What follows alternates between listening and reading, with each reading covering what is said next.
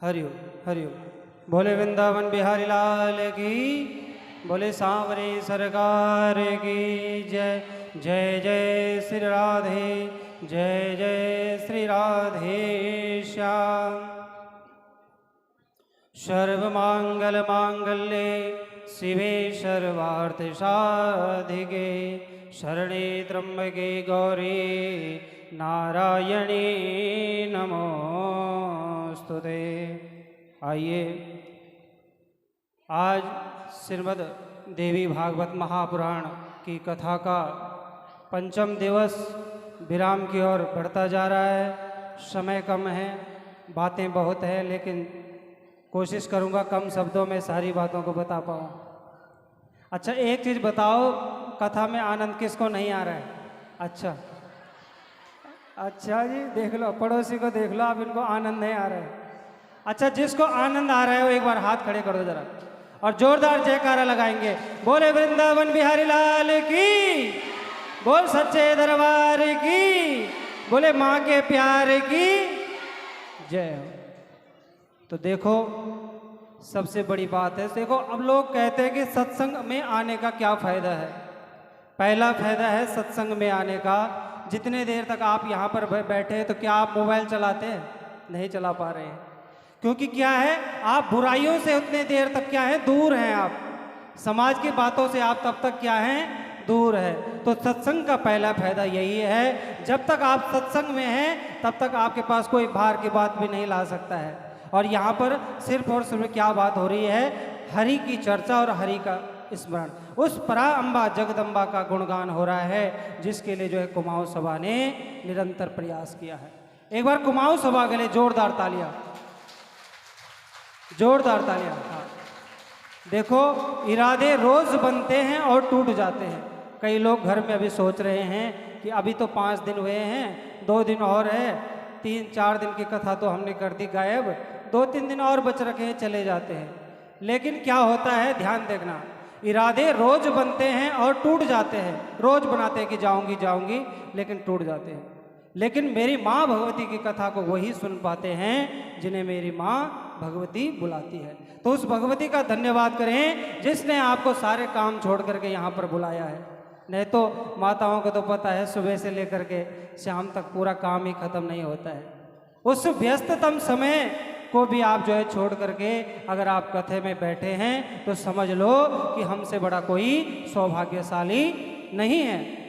हम जो है माता की हमारे ऊपर जो है बहुत बड़ी कृपा है, जो हम 4-5 दिन, अच्छा एक चीज़ और बताओ, 5 दिन तक ऐसे कौन कौन है जो रोज कथा में आए हैं? बस 20 आदमी, और कहाँ थे भाई? अच्छा, कल कौन कौन कथा में आएगा? अच्छा जी, पीछे वाले कह रहे कि देख लेंगे, तो टाइम ज़्यादा लगा रहे हैं तो देख लेंगे, सोचेंगे। काम तो रोज का है। हम आपको 19 तारीख बाद थोड़ी ना बुलाएंगे आपको कि आ जाओ जी कथा सुनने। 19 तारीख के बाद बुलाएंगे हम आपको? हम तो केवल आपको 19 तारीख तक ही यहाँ बुलाएंगे, जब तक यहाँ दरबार लगा है। ध्यान देना, जहाँ पर भी ऐसे आयोजन होते हैं, जहाँ पर हरि की चर्चा होती है, वहाँ सारे तीर्थ होते हैं। अच्छा, इसमें से कई लोग ऐसे भी होंगे जो वैष्णो देवी भी नहीं गए होंगे। कौन कौन है जो नहीं गए? अच्छा, देख लो, ज़्यादा की संख्या है। तो ये मत सोचना हम वैष्णो देवी नहीं गए। आप जान रहे हैं आप कहाँ बैठे हैं? आप उस माँ भगवती के, कहते हैं इस पुराण के अंदर में साक्षात माँ भगवती विराजमान है। ये कोई बनावटी पुराण नहीं है, इसमें साक्षात भगवान का वास है। तो ये समझ लो, हम अगर नहीं जा पाए तो आज हम जो है वैष्णो देवी की यात्रा पे है, और ये यात्रा जो है 9 दिन की यात्रा है। अब देखते हैं 9 दिन की यात्रा में कौन कौन जो है भंडारे के दिन तक रह पाता है यहाँ बैठ के, और कौन कौन काम में भागता है। वैष्णो देवी की खड़ी चढ़ाई जब शुरू लगती है तो मैंने खुद देखा, अभी पिछले महीने ही गया था मैं। कई लोग घर से तो इतना व्यवस्था करके जाते हैं, लेकिन रास्ते से ही वापस आ जाते हैं, क्योंकि उनको माता का बुलावा नहीं होता है।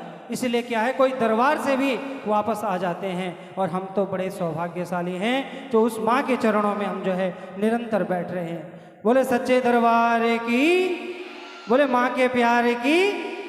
तो ये माँ का ही प्यार है और उसी का दुलार है। तो आइए, ज़्यादा ना कहते हुए आज के जो इस यज्ञ के पंचम दिवस में हमारे जो मुख्य यजमान थे श्रीमान श्री गंगादत्त नैनवाल जी और उनकी धर्मपत्नी श्रीमती मुन्नी नैनवाल जी के द्वारा आज प्रातःकालीन जो यहाँ पर पूजा होती है उसमें वो सम्मिलित रहे, यजमान की भूमिका निभाई, इस यज परीक्षित की भूमिका निभाई। इन यजमान परिवार के लिए एक बार जोरदार तालियों से अभिनंदन करें और स्वागत करें।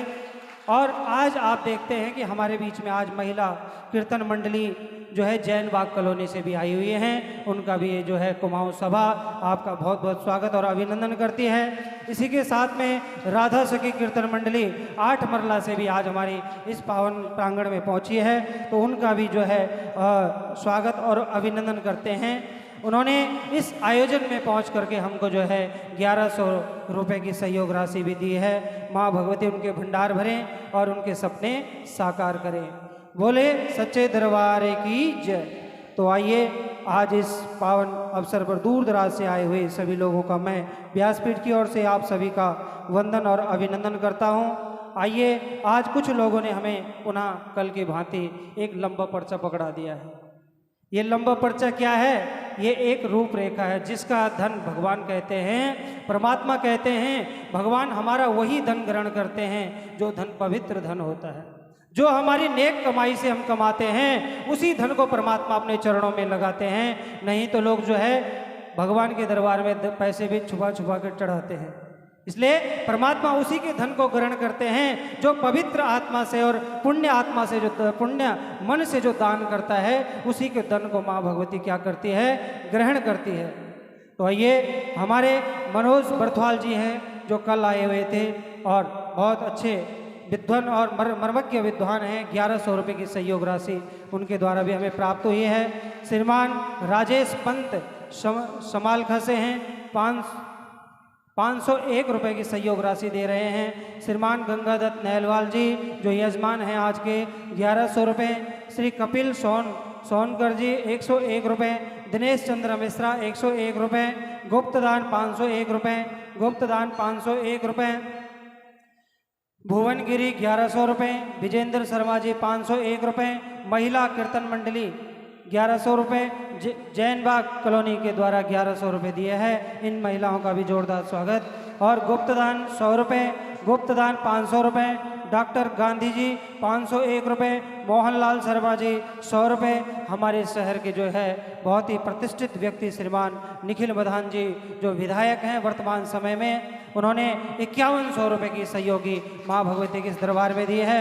मोहित ने 501 रुपये की सहयोग राशि दी है। और श्री बद्री गुप्ता जी 501 रुपये। बद्री वेल्डिंग वर्कर्स है, उनके द्वारा भी जो है 501 रुपये की सहयोग राशि प्राप्त हुई है।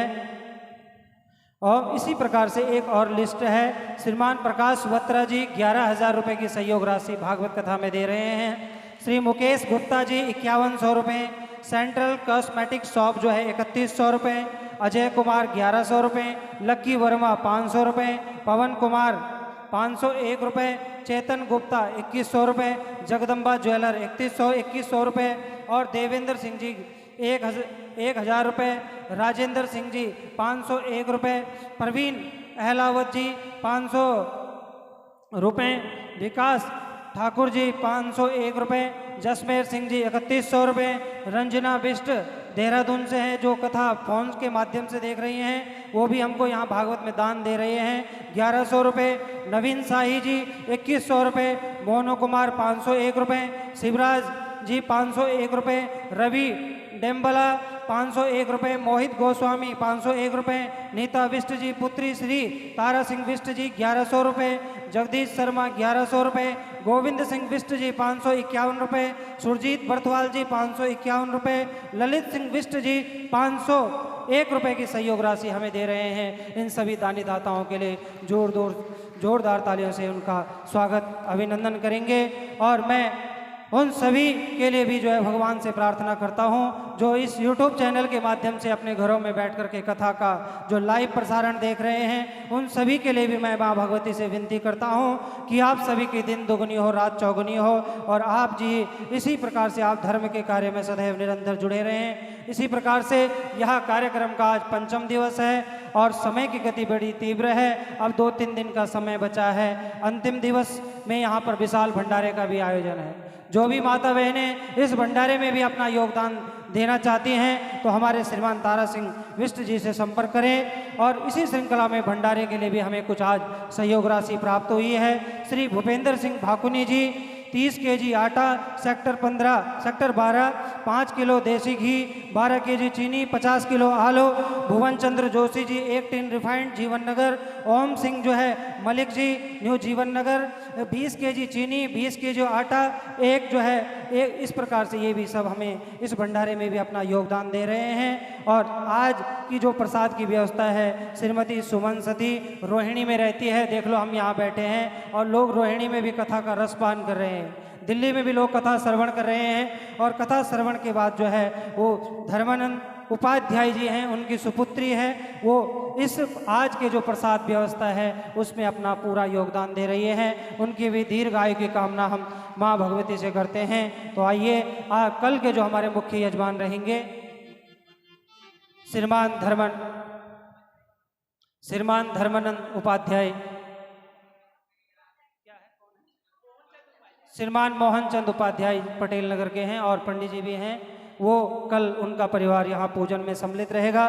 तो उनसे भी मैं निवेदन करूंगा कि आप ठीक 9:30 बजे यहाँ पर पूजन के लिए सपरिवार सहित पहुँच जाएं। पूजन के सामान की व्यवस्था जो भी है आप श्रीमान तारा सिंह विष्ट जी से संपर्क करें।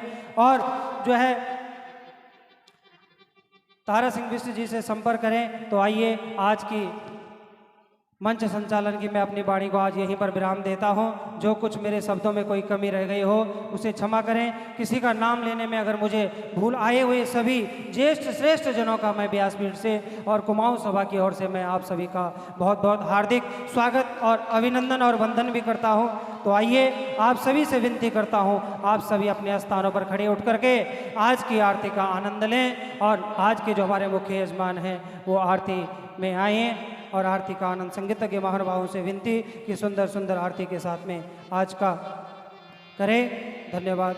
जय जय श्री राधे। बोल सच्चे दरबार की जयकारा महामाई दा। बोल सच्चे दरबार की। ओम शांति शांति। ओम